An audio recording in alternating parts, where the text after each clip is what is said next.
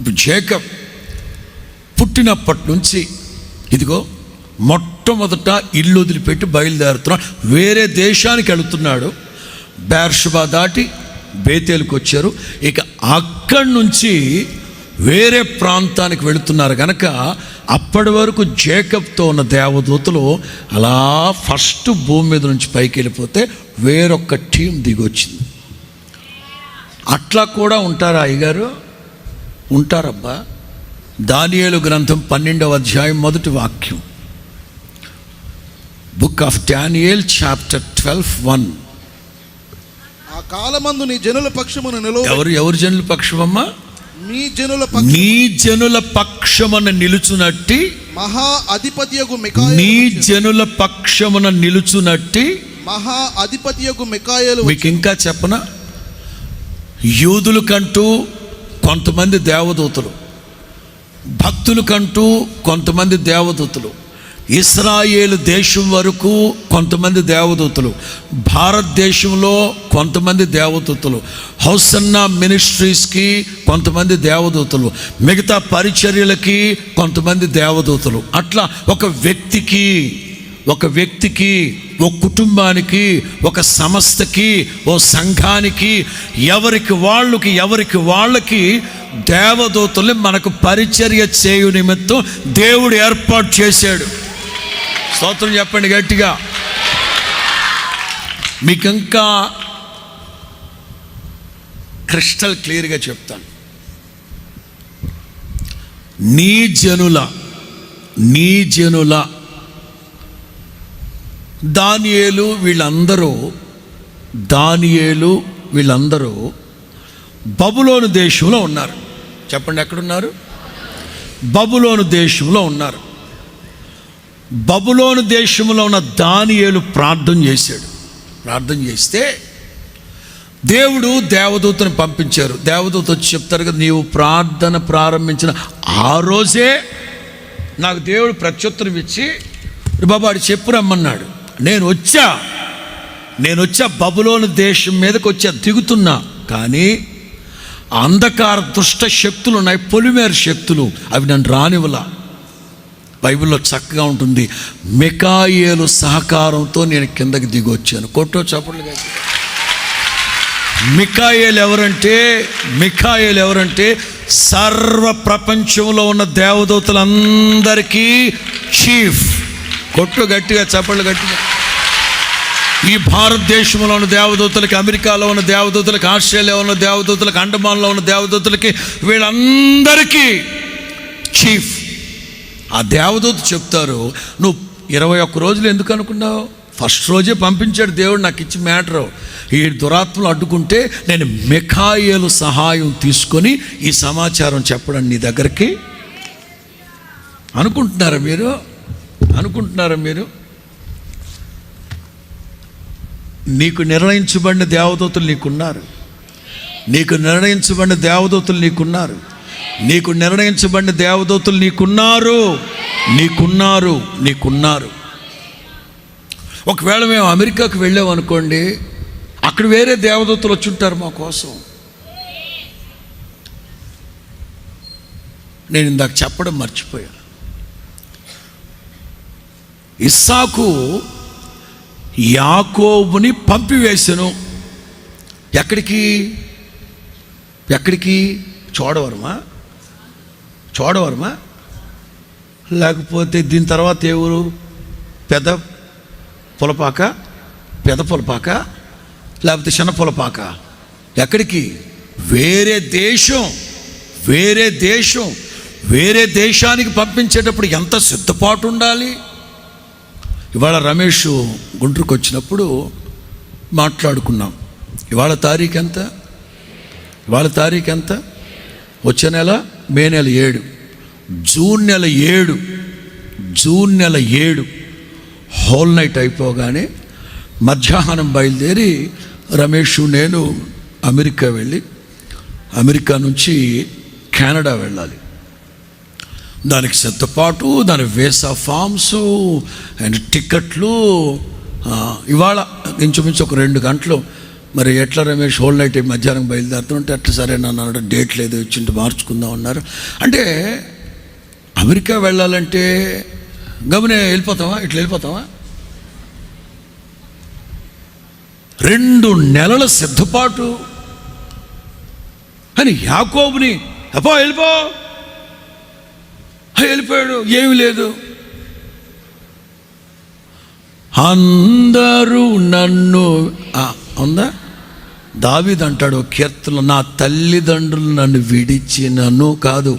విడిచారు.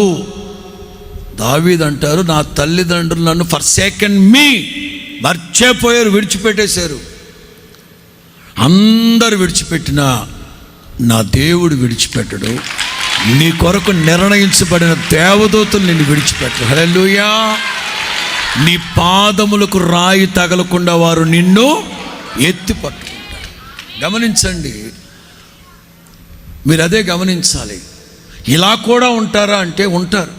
వీళ్ళని అంటారు, దేవదూతలు ఎలాగైతే మనకు పరిచర్య చేస్తూ ఉంటారో ప్రతి గ్రామానికి ప్రతి పట్టణానికి పొలిమేర శక్తులు ఉంటాయి, పొలిమేర దయ్యాలు ఉంటాయి. మాకు బాగా తెలుసు, రమేష్కి నాకు, ఎందుకంటే మేము మీటింగ్లకు వెళ్ళేవాళ్ళమా. మాకైతే తెలియదు కానీ మేరెక్క గుర్తుపట్టి అది పొలిమేర శక్తి, అది పొలిమేర శక్తి. ఆ ఊరికొక పొలిమేర శక్తి ఏంటక్క అంటే, దాటేశాక వెనక్కి తిరిగి చూడండి, ఆ వ్యక్తి ఉండదు అక్కడ. నిజం, కారు ఆపి మేము వెనక్కి తిరిగి చూస్తే ఎవరు ఉండరు అక్కడ. పొలిమేర శక్తులు ప్రతి గ్రామానికి ప్రతి పల్లెటూరికి ప్రతి పట్టణానికి పొలిమేర శక్తులు ఎట్లాగైతే ఉంటాయో, దుష్ట శక్తులు ఎట్లా ఉంటాయో, అలాగే ప్రతి ఆత్మీయుడు చుట్టూ దేవదూతల కంచె కాపుదల. హల్లెలూయా. బేతేలు నుండి ఇంకొక గవర్నరేట్లోకి అడుగు పెడుతున్నాడు జేకబ్. అందుకే నిచ్చెన దిగిన వెంటనే ఈ దేవదూతలు పైకి వెళ్ళిపోయారు, వేరొక టీం కిందకు వచ్చారు. అదంతా అయిపోయిన తర్వాత దేవుడు మాట్లాడడం ప్రారంభించాడు. గమనించండి, మొదట దేవుడే మాట్లాడడం ప్రారంభించారు. మేబీ జేకబ్ ఏం ఆలోచిస్తూ ఉండుంటాడు పడుకొని అని అంటే, నేను కొన్ని ఆలోచించిన మాటలు మీకు తెలియపరుస్తాను.